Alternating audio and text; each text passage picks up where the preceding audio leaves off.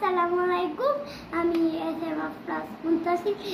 এই ভিডিওটায় আমি একটা গান ছাড়বো, গানটার সাথে সাথে আমি পেন্সিলটা দিয়ে করব, কলম আলাইস্টা না পেন।